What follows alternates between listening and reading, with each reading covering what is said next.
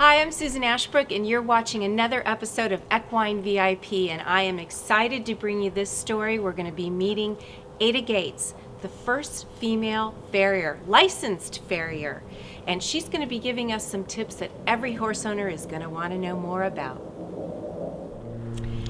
Ada, you have an expression that you started at the top and worked your way down. What does that mean? Well, I came from a big fancy family in New York, and lots of children, glamour, sophistication. I was a debutante.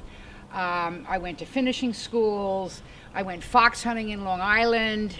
Boy, you did it all. And I did, and I ended up as a farrier for 35 years. So my father used to say, oh, well, started at the top and worked my way all the way to the bottom, but found my passion. Well, tell us about that passion, because you were the first female licensed farrier of racehorses. That's correct.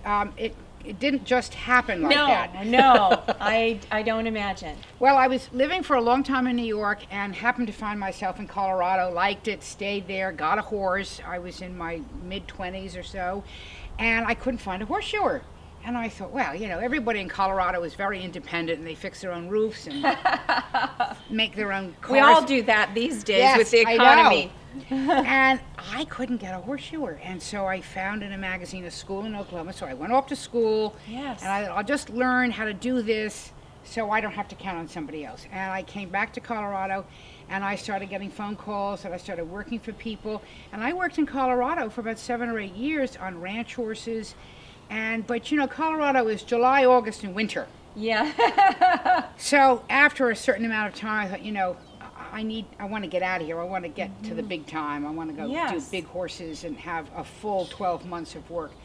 And so I went back east. Nobody would take me on as an apprentice. This is early mid-70s. Yeah, I can imagine. No women. That's right. And it was a man's world. Very much so. Still is, but breaking down a little bit. But so I came to California. Did not want to come to California.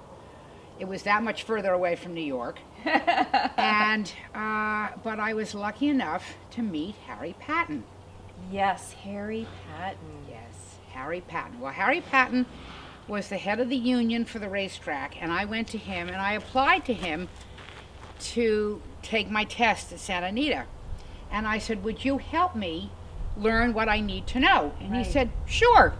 I said, what? You said yes? You were used to... A man actually said yes to me? Yes, you were used to all being told no. Now, tell me about, I heard you were on David Letterman. Well, you know, you can imagine. All through the 70s and the 80s and the 90s, with very few women doing this job, I had a lot of press. And so the David Letterman show saw some press about me and invited me on the show to shoe a horse with Dave.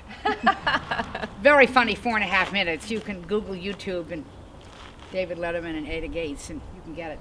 Very good. Now, I also wanted to ask you about the Olympics and the Rose Parade. Oh, wow. I forgot about that. We do our research You here sure at do. VIP. In 1984, the Olympics, of course, came to Los Angeles. Yes. Santa Anita was the center of all the Olympic stadium and dressage jumping. 3-day events were further out in San Diego area. But I was the farrier liaison for 33 countries, 300 horses, and I gathered 55 horseshoers plus their helpers for 30 days. Yeah. And we took care of all of those horses and all their shoeing needs. It was an extraordinary time. And then later I was asked to be the horseshoe inspector for the Rose Parade, and I've done that for almost 10 years now. So I'm responsible to make sure that all the horses are in compliance, that they have traction devices on their feet or they're barefoot, and that so they don't slip on the pavement. That's right. Very important job. Millions of people watch that parade. That's and right. They watch it to see the horses. I think so. Your methods of trimming horses' feet.